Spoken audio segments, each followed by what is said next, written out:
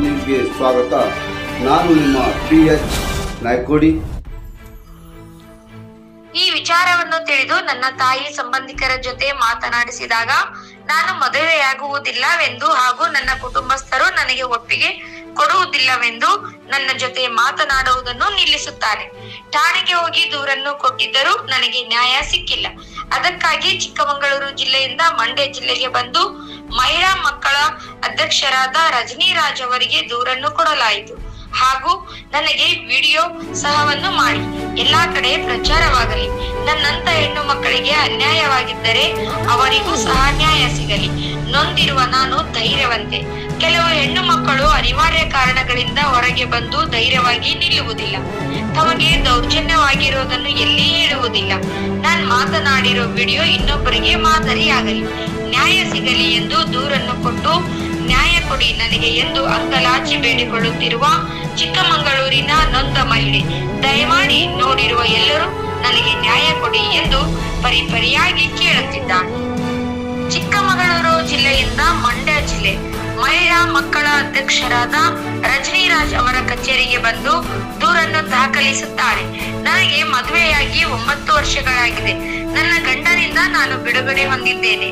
ನನ್ನ ತಾಯಿಯ ಸಹೋದರ ಸಂಬಂಧಿ ನನ್ನನ್ನು ಮದುವೆಯಾಗುತ್ತೇನೆ ಎಂದು ನಂಬಿಸಿ ಮೋಸ ಮಾಡಿ ಚಿಕ್ಕಮಗಳೂರಿನ ಒಂದು ನರ್ಸಿಂಗ್ ಹೋಮ್ ನಲ್ಲಿ ಅಬಾರ್ಷನ್ ಮಾಡಿಸುತ್ತಾನೆ. ನನಗೆ ನನ್ನ ಸೋದರ ಸಂಬಂಧಿ ನನ್ನ ಜೊತೆ 4 ವರ್ಷದಿಂದ ಜೀವನ ನಡೆಸುತ್ತಿದ್ದ. ಅಬಾರ್ಷನ್ ಮಾಡಿಸಿದ ಬಳಿಕ ಬೇರೆ ಇನ್ನೊಬ್ಬಳ ಹುಡುಗಿಯ ಜೊತೆ ಮದುವೆ ಆಗುವುದಕ್ಕೆ ಸಂಬಂಧ ನೋಡುತ್ತಿರುತ್ತಾನೆ. ಏನ್ ಹೆಲ್ಪ್ ಆಗ್ಬೇಕಮ್ಮ? ಏನ್ ನಿರೀಕ್ಷೆ ಇಟ್ಕೊಂಡು ಬಂದಿದೆ ಹೇಳಿ. ಮದುವೆಗೆ ಎಷ್ಟು ವರ್ಷ ಆಗಿದೆ?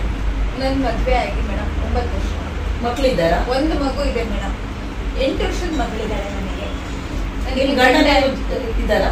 ಇಲ್ಲ ಮೇಡಮ್, ನನಗೆ ಗಂಡ ಡೈವರ್ಸ್ ಆಗಿ 8 ವರ್ಷ ಆಯ್ತು. ಈಗೆಲ್ಲ ಆಶ್ರಯ ಪಡ್ತಿದ್ದೀರಿ? ನನ್ನ ತಾಯಿ ಮನೆಯಲ್ಲೇ ನಾನು ಇರೋದು. ನನ್ನ ತಾಯಿನೂ ನಾನೇ ನೋಡ್ಕೊಂತಿದ್ದೀನಿ. ನನ್ನ ಮಗಳಿಗೆ ಹುಷಾರಿಲ್ಲ, ಅವಳು ನಾನೇ ನೋಡ್ಕೊಂತ ಇದ್ದೀನಿ. ಏನ್ ಕೆಲಸ ಮಾಡ್ತೀಯಮ್ಮ ನೀನು? ಟೈಲರಿಂಗ್ ಕೆಲಸ ಮಾಡ್ತೀನಿ. ಟೈಲರಿಂಗ್ ಮಾಡಿ ತಾಯಿನೂ ನೋಡ್ಕೊಂಡು ಮಗಳನ್ನು ನೋಡ್ಕೊಂಡು ಜೀವನ ಸಾಗಿಸ್ತಿದ್ಯಾ? ನಿನ್ ತಂದೆ ಇದ್ದಾರಾ? ಇಲ್ಲ, ನನ್ನ ತಂದೆ ಇಲ್ಲ. ತಂದೆ ಇಲ್ಲ, ತೀರೋಗಿದ್ದಾರಾ? ಇದ್ದಾರೆ, ನಮ್ ಜೊತೆ ನಿನ್ನ ಬಿಟ್ಟು ಹೋಗಿದ್ದಾರೆ. ಬಿಟ್ಮೇಲೆ ಜವಾಬ್ದಾರಿ ಈಗೇನೆ ತಗೊಂಡಿದ್ದಾರೆ. ವೆರಿ ಗುಡ್, ಖುಷಿ ಆಗ್ತದೆ. ಈಗ ಏನ್ ಸಮಸ್ಯೆ ಆಗಿದೆ ಮೇಡಮ್? ನನ್ಗೆ ಮದುವೆ ಆಗಿ ಒಂದು ಮಗು ಇದೆ. ಅವರಿಂದ ಡೈವರ್ಸ್ ಪಡೆದಿದೆ ಮೇಡಮ್. ಇವಾಗ ನಾನು ನಮ್ಮ ಮಾವನ್ನ ಇಷ್ಟಪಟ್ಟು ಮದುವೆನೂ ಆಗಿದ್ದೀನಿ. ನಿಮ್ಮ ಮಾವ ಅಂದ್ರೆ ಯಾರು? ಸೋದರ ಮಾವನ? ನಮ್ಮಮ್ಮನ ಅಣ್ಣನ ಮಗ. ನಿಮ್ಮ ಅಮ್ಮನ ಅಣ್ಣನ ಮಗ. ಓಕೆ. ಅವರು ಚಿಕ್ಕಮಗಳೂರು ಜಿಲ್ಲೆಯವರೇ? ನಮ್ಮ ಊರವರನ್ನೇ, ಸ್ವಂತ ನಮ್ಮ ಮಾವನೇ. ಆಯ್ತು, ಓಕೆ. ಈಗ ಅವ್ರೇನ್ ಮಾಡಿದ್ರು? ನಾನು ಅವರು ಪರಸ್ಪರವಾಗಿ ಪ್ರೀತಿ ಮಾಡಿ ಮದುವೆ ಆಗಿದ್ದೀವಿ. ಎಲ್ಲಿ ಮದುವೆ ಮಾಡ್ಕೊಂಡಿರಿ? ಧರ್ಮಸ್ಥಳದಲ್ಲಿ ಮದುವೆ ಆಗಿದ್ದೀವಿ ಮೇಡಮ್. ನಾವು ಧರ್ಮಸ್ಥಳ ದೇವಸ್ಥಾನದಲ್ಲಿ ಮದುವೆ ಆಗಿದ್ದೀರಿ? ಹೌದು ಮೇಡಮ್. ಓಕೆ. ಆಮೇಲೆ ಇವಾಗ ನಾನು ಅವರು ತುಂಬಾ ಚೆನ್ನಾಗಿದ್ರು ಮೇಡಮ್. 5-6 ವರ್ಷದಿಂದ ಸಂಸಾರ ಮಾಡ್ತಾ ಇದ್ವಿ. ಅವರ ಅಪ್ಪ ಅಮ್ಮಗೆ ಎದುರಿನ ನಾನು ಚಿಕ್ಕಮಗಳೂರು ಜಿಲ್ಲೆಯಿಂದ ಬಂದಿದ್ದೇನೆ. ಈ ವಿಡಿಯೋ ಮಾಡೋದಕ್ಕೆ ಸಮ್ಮತಿ ಇದೆಯಾ? ಇದೆ ಮೇಡಮ್, ಇದೆ. ಸಮ್ಮತಿ ಇದೆಯಾ? ಇದೆ. ಇವ್ರು ಯಾರು? ನನ್ನ ತಾಯಿ ಆಗ್ಬೇಕು. ನಿಮ್ಮ ತಾಯಿಯ? ಅಮ್ಮ, ಇದು ವಿಡಿಯೋ ಮಾಡಕ್ಕೆ ನಿಮ್ಮ ಸಮ್ಮತಿ ಇದ್ರೆ ಮಾತ್ರ ಮಾಡ್ತೀವಿ? ಇದೆ, ಇದೆ. ಇಬ್ಬರಿಗೂ ಸಮ್ಮತಿ ಇದೆ. ಓಕೆ. ಏನು ನಿಮ್ದು ಸಮಸ್ಯೆ? ಮೇಡಮ್, ನನಗೆ ಮದುವೆ ಆಗಿ ಒಂದು ಮಗು ಇದೆ. ಡೈವರ್ಸ್ ಆಗಿದೆ ಮೇಡಮ್. ನನ್ನ ಮಾವ ನನ್ನ ಮದುವೆ ಆಗಿ ಮೋಸ ಮಾಡಿ ಇವಾಗ ಬೇರೆ ಹುಡುಗಿನ ಮದುವೆ ಆಗಿ ಮುಂದೆ ಹೋಗ್ತಾ ಇದ್ದಾರೆ. ನನಗೂ ಅವ್ರಿಗೂ ಎಲ್ಲಾ ತರ ಸಂಬಂಧ ಇದೆ. ಅವ್ರ ಅಪ್ಪ ಅಮ್ಮ ಹೋಗ್ತಾ ಇಲ್ಲ, ಇವಾಗ ಬೇಡ ಅವಳು.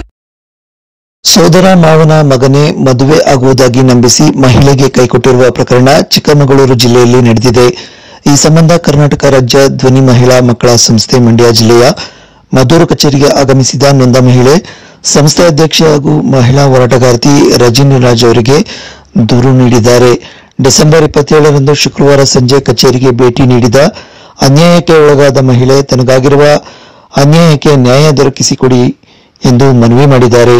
ನನಗಾದ ಅನ್ಯಾಯ ರಾಜ್ಯದ ಯಾವ ಮಹಿಳೆಯರಿಗೂ ಆಗಬಾರದು ಎಂದು ಆಕ್ರೋಶ ತಪ್ತ ಮಹಿಳೆ ತಮ್ಮ ನೋವು ಹೊರಹಾಕಿದ್ದಾರೆ. ಅಲ್ಲದೆ ಸೋದರ ಮಾವನ ಮಗನಿಂದ ಆದ ಅನ್ಯಾಯವನ್ನ ಆಕೆ ಮುಕ್ತವಾಗಿ ರಜನಿ ರಾಜ್ ಅವರ ಜೊತೆ ಹೇಳಿಕೊಂಡಿದ್ದಾರೆ. ಪೊಲೀಸರಿಂದಲೂ ನ್ಯಾಯ ಸಿಕ್ಕಿಲ್ಲ ಎಂಬ ಗಂಭೀರ ಆರೋಪವನ್ನು ಸಹ ನೊಂದ ಮಹಿಳೆ ಮಾಡಿದ್ದಾರೆ. ಸ್ನೇಹಿತರೆ, ಈ ದಿನ ಮಂಡ್ಯ ಆಫೀಸಲ್ಲಿ ಇದ್ದೀವಿ. ಕಾರಣ ಏನಂದ್ರೆ, ಚಿಕ್ಕಮಗಳೂರು ಜಿಲ್ಲೆಯಿಂದ ಒಂದು ಹೆಣ್ಮಗು ಬಂದಿದೆ. ನಾನು ನೊಂದಿದ್ದೇನೆ, ಮೋಸ ಮೋಸ ಹೋಗಿದ್ದೇನೆ, ನನಗೆ ಇನ್ನೂ ನ್ಯಾಯ ಸಿಕ್ತಿಲ್ಲ, ದಯಮಾಡಿ ನ್ಯಾಯ ಕೊಡಿ ಅಂತ ಹೇಳಿ ನನ್ನನ್ನು ಅರಸಿ ಬಂದಿದ್ದಾಳೆ ಮಂಡ್ಯ ಜಿಲ್ಲೆ. ನಾವು ಸ್ವಂತ ಸೋದರ ಮಾವನ್ನ ನಂಬಿ ಮೋಸ ಹೋಗಿದ್ದೀವಿ. ನಿಮ್ಮ ನ್ಯಾಯ ಸಿಗುತ್ತೆ ಅಂತ ಕೇಳ್ಪಟ್ಟಿದ್ದೀನಿ. ನಾಳೆ ಹೋದ್ರೂ ನನಗೆ ನ್ಯಾಯ ಸಿಕ್ಕಿಲ್ಲ. ನೀವು ನ್ಯಾಯ ಕೊಟ್ಟೆ ಕೊಡ್ತೀರಿ ಅನ್ನೋ ಭಾವನೆಯಲ್ಲಿ ನಾನು ಬಂದಿದ್ದೇನೆ. ನನಗೆ ನ್ಯಾಯ ಕೊಡ್ಲೇಬೇಕಂತ ಬಂದಿದ್ದಾಳೆ. ನಮಸ್ಕಾರ ಅಮ್ಮ. ಎಲ್ಲಿಂದ ಬಂದಿದ್ದೀರಿ? ಈ ವಿಡಿಯೋ ಮಾಡೋದಕ್ಕೆ ತಮ್ಮ ಸಮ್ಮತಿ ಇದೆಯಮ್ಮ? ಮನಸ್ಪೂರ್ವಕ ಸಮ್ಮತಿ ಇದೆ ಮೇಡಮ್.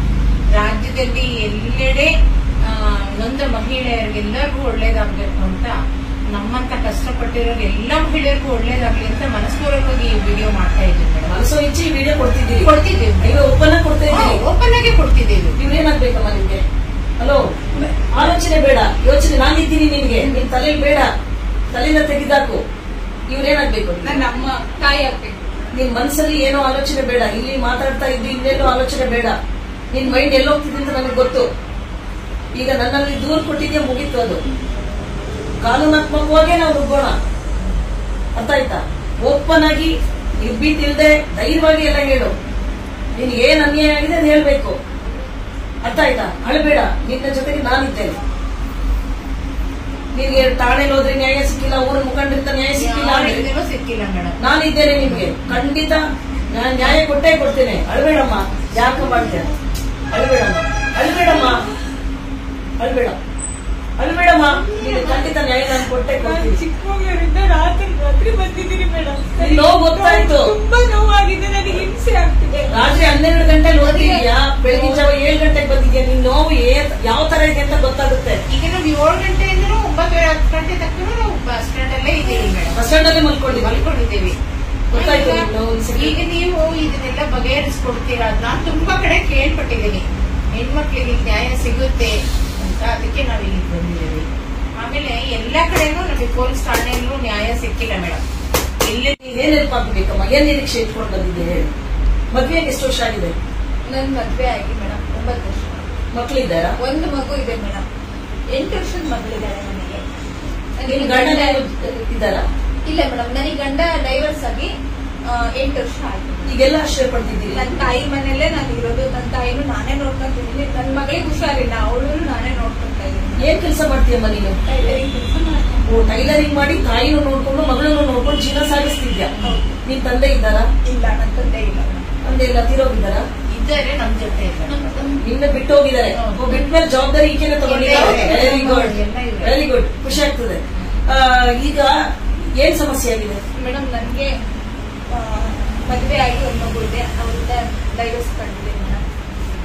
ಇವಾಗ ನಾನು ನಮ್ಮ ಮಾವನ್ನ ಇಷ್ಟಪಟ್ಟು ಮದುವೆನೂ ಆಗಿದ್ದೀನಿ. ನಿಮ್ಮ ಮಾವ ಅಂದ್ರೆ ಯಾರು? ಸೋದರ ಮಾವನ? ನಮ್ಮಮ್ಮನ ಅಣ್ಣನ ಮಗ ಮೇಡಮ್. ನಿಮ್ಮ ಅಮ್ಮನ ಅಣ್ಣನ ಮಗ. ಓಕೆ. ಅವರು ಚಿಕ್ಕಮಗಳೂರು ಜಿಲ್ಲೆಯವರೇ? ನಮ್ಮೂರವರನ್ನೇ, ಸ್ವಂತ ನಮ್ಮ ಮಾವನೇ. ಆಯ್ತು, ಓಕೆ. ಈಗ ಅವ್ರೇನ್ ಮಾಡಿದ್ರು? ನಾನು ಅವರು ಪರಸ್ಪರವಾಗಿ ಪ್ರೀತಿ ಮಾಡಿ ಮದುವೆ ಆಗಿದ್ದೀವಿ. ಎಲ್ಲಿ ಮದುವೆ ಮಾಡ್ಕೊಂಡ್ರಿ? ಧರ್ಮಸ್ಥಳದಲ್ಲಿ ಮದುವೆ ಆಗಿದ್ದೀವಿ ಮೇಡಮ್. ನಾವು ಧರ್ಮಸ್ಥಳ ದೇವಸ್ಥಾನದಲ್ಲಿ ಮದುವೆ ಆಗಿದ್ದೀರಿ? ಹೌದು ಮೇಡಮ್. ಓಕೆ. ಆಮೇಲೆ ಇವಾಗ ನಾನು ಅವರು ತುಂಬಾ ಚೆನ್ನಾಗಿದ್ವಿ ಮೇಡಮ್. 5-6 ವರ್ಷದಿಂದ ಸಂಸಾರ ಮಾಡ್ತಾ ಇದ್ವಿ. ಅವರ ಅಪ್ಪ ಅಮ್ಮಗೆ ಎದುರಿನ ಅಂತ ಇವಾಗ ಹೇಳ್ತಾ ಇದ್ದೇನೆ ಮೇಡಮ್. ನನಗೆ ಲೈಂಗಿಕ ಸಂಬಂಧನೂ ಇದೆ. ಅವರಿಂದ ನಾನು ಅಬೋರ್ಷನ್ ಮಾಡಿಸ್ಕೊಂಡಿದ್ದೀನಿ ಮೇಡಮ್. ಮಾಡಿಸ್ಕೊಂಡು ಕೆಲವು ಮುಂಚೆ ಹೇಳಿದ್ದೀನಿ, ಬೇಡಪ್ಪ ಪ್ಲೀಸ್ ಬೇಡ, ನಿನ್ ತಂದೆ ತಾಯಿ ಹೇಳ್ತೀನಿ. ಇಲ್ಲ, ನಿನ್ ತಂದೆ ತಾಯಿ ಹೇಳ್ಬೇಡ, ನಾನು ವಿಷ ಕುಡಿತೀನಿ ಅಂತ ನನ್ನನ್ನು ಹೆದರಿಸ್ಬಿಟ್ರು. ನಾನು ಇವತ್ತು ಮಾಡ್ತಾನೆ, ನಾಳೆ ಮಾಡ್ತಾನೆ ಫೋನು. ನಾನು 1 ತಿಂಗಳು ಟೈಮ್ ಕೊಡುವಂತೆ. ಇವತ್ತು ಮಾಡ್ತಾನೆ, ನಾಳೆ ಮಾಡ್ತಾನೆ ಅಂತ ಕಾಲೇಜ್ ಮಾಡಲಿಲ್ಲ. ನನಗೆ ನಿಮ್ ನಂಬರು ಕೊಟ್ಟರು. ಇವ್ರಿಗೆ ಹೋಗಿ ಇವರು ಹೆಲ್ಪ್ ಮಾಡ್ತಾರೆ, ನ್ಯಾಯ ಗೆಲ್ಲಿಸ್ಕೊಡ್ತಾರೆ ಅಂತ ಹೇಳಿದ್ಕೆ ಮೇಡಮ್ ನಾನು ನಿಮ್ಮ ಹತ್ರ ಬಂದೆ. ಸ್ಟೇಷನ್ಗೆ ಹೋಗಿದ್ವಿ, ಅದು ನನ್ನ ನ್ಯಾಯ ಗೆಲ್ಲಿಸ್ಕೊಟ್ಟಿಲ್ಲ ಮೇಡಮ್. ಸ್ಟೇಷನ್ ನ್ಯಾಯ ಸಿಕ್ಕಿಲ್ಲ. ನಿಮ್ಮ ಸಂಬಂಧಿಕರ ನಡುವೆ ಕೂರಿಸಿ ಮಾತಾಡ್ಬೇಕಾಗಿತ್ತು. ಮಾತಾಡಿದ್ವಿ ಮೇಡಮ್, ಅಲ್ಲೂ ನ್ಯಾಯ ಸಿಕ್ಕಿಲ್ಲ. ಎಲ್ಲೂ ನಮಗೆ ನ್ಯಾಯನೇ ಸಿಕ್ಕಿಲ್ಲ ಮೇಡಮ್. ನೀವಿದಾರೆ ಹೆಣ್ಮಕ್ಳು, ನಿಮ್ ಕೈಲಿ ಏನು ಆಗಲ್ಲ, ಹೋಗಿ ಹೋಗಿ ಅಂತಾರೆ. ಯಾರು ಹೇಳಿದ ಮಾತು? ಎಲ್ಲ ಕಡೆ ಹೆಣ್ಮಕ್ಳು ನ್ಯಾಯ ಸಿಗಲ್ಲ ಅರ್ಥ ಏನು? ನಾವ್ ಎಲ್ ಬೇಕಾದ್ರು ಏನ್ ಬೇಕಾದ್ರು ನಾವ್ ಮಾಡ್ಕೊಂತೀವಿ. ಇವ್ರ ಕಡೆ ಆಗಲ್ಲ. ಅವ್ರು ಬಂದಿರೋರು ಅದೇ ತರ, ನಮ್ಗೆಲ್ಲೂ ನ್ಯಾಯ ಸಿಕ್ಕಿಲ್ಲ. ಹೇಳಿದ್ರೆ ಸ್ವಂತ ನನ್ನ ರಿಲೇಟಿವ್ ನನ್ನ ಮೆಚ್ಚಿ ಮದುವೆ ಆಗ್ತೀನಿ ಅಂತ ಬಂದು ನನಗೆ ಅಭಾಷಣ ಮಾಡಿಸ್ತಾ ಅಂತ ಹೇಳ್ತಿದ್ದಾಳೆ. ನೀವು ನಿಮ್ಮ ಸ್ವಂತ ರಿಲೇಟಿವ್ ಅಣ್ಣನ ಮಗನೇ ಆದ್ಮೇಲೆ ನೀವು ಯಾಕೆ ಅವನನ್ನು ನಿಮ್ಮ ತಂದೆ ತಾಯಿನ ಹೋಗಿ ನೋಡು ಈ ತರ ಮಾಡಿದ್ದೇನೆ ಅಂತ ಯಾಕೆ ನೀವು ಕೇಳಲಿಲ್ಲ? ಕೇಳ್ಬೋದಾಗಿತ್ತಲ್ಲ, ನಮ್ಮ ಮಗಳಿಗೆ ನ್ಯಾಯ ಕೊಡಿ ಅಂತ. ಕೇಳೋಣ ಅಂದ್ರೆ ವಿಷಯ ಕೂಡ ಸತ್ತೋಗ್ತೀನಿ ಅಲ್ಲಿಗೆ ಬಂದ್ರೆ ಅಂತಾನೆ. ಆಮೇಲೆ ನಾನು ಅವ್ರ ಇಬ್ರು ಸತ್ತು ಮೇಲೆ ಮದ್ವೆ ಆಗ್ತೀನಿ ಅಂತಾನೆ ಆಗಿದೆ. ಈ ಗರ್ಭಿಣಿ ಮಾಡುವಾಗ ಅವ್ನು ವಿಷ ತಗೊಳ್ತೀನಿ ಅಂತ ಗೊತ್ತಾಗ್ಲಿಲ್ವಾ? ಹೇಳಿಲ್ಲ ಅಂತ ಇವಾಗ ಗೊತ್ತಾಗೋಯ್ತಾ? ಗರ್ಭಿಣಿ ಮಾಡಿಯುವಾಗ ಅವನಿಗೆ ಇವಳ ಜೊತೆ ಮಲಗುವಾಗ ಆತನಿಗೆ ಗೊತ್ತಾಗ್ಲಿಲ್ಲ. ಅಲ್ಲಿ ತನಕ ನಾನ್ ಬೇಕಿತ್ತು ಮೇಡಮ್. ಇವಾಗ ಬೇಡ, ಇವಾಗ ಅವ್ನಿಗೆ ಬೇಡ. ಅವ್ರು ಅಪ್ಪ ಅಮ್ಮ ನೋಡ್ರೆ ಹುಡುಗಿ ನಾನು ಮದ್ವೆ ಹಾಕ್ತೀನಿ ಅಂತ ಕೂತಿದ್ದಾರೆ. ನಾನು ಅದಕ್ಕೆ ಮೇಡಮ್ ನಾನು ನಿಮ್ಮ ಹತ್ರ ಬಂದಿದ್ದು ನನಗೆ ನ್ಯಾಯ ಕೊಡ್ಬೇಕು ಅಂತಾನೆ ಅವ್ನ್ ಮದ್ವೆ ಆಗ್ಬಾರ್ದು. ನೀವು ನ್ಯಾಯ ಕೊಡ್ಲೇಬೇಕು. ನೀವು ಕೊಟ್ಟಿಲ್ಲ ಅಂದ್ರೆ ಮೇಡಮ್ ನಾನೇನ್ ಮಾಡ್ಬೇಕು ಅನ್ನೋದು ನನಗೆ ಗೊತ್ತಿದೆ. TV9 ಬೇರೆ ಬೇರೆ ಬೇರೆ ತರ ನಾನು ಮಾಡಕ್ ಅದಕ್ಕೆ ನೀವು ಬೆಂಬಲ ಕೊಡಿ ಅಂತ ನಾನು ಕೇಳಕ್ಕೆ ಇಲ್ಲಿವರೆಗೂ ಬಂದಿದ್ದೀನಿ.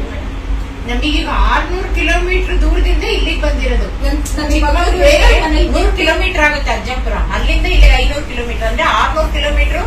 ನೀವು ಮಾಡಿರೋದು ಎಲ್ಲಾ ರೀತಿನೂ ಒಳ್ಳೇದು ಅಂತ ನೋಡಿ ತಿಳಿದು ಇಲ್ಲಿಗೆ ಬಂದಿದ್ದೀವಿ. ಖಂಡಿತ ನಿಮ್ಗೆ ನ್ಯಾಯ ಕೊಟ್ಟೇ ಕೊಡ್ತೀನಿ.